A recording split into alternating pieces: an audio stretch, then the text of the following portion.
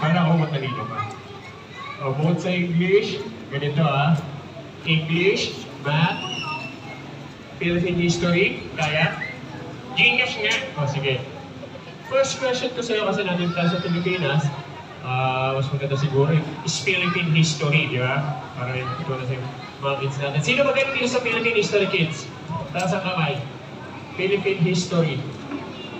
O, sige, ready Kaya ito ganito, tatanungin kita, then pag hindi mo nasagot, yung kids ang sasagot. Okay ba yung kids? Pag hindi nasagot kaya di kayo ang sasagot. Okay, ready kids? First question is Philippine History. Saan pinanganak yung pambansang bayani natin?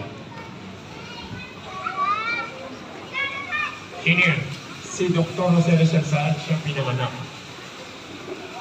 Sa Hanig. No, hindi. Saan pinanganak si Rizal, kids? Sa? Laguna. Ba't sa Laguna, kids? Kalamba, Laguna. Ito pinanganak yung pambansang bayani natin, di ba?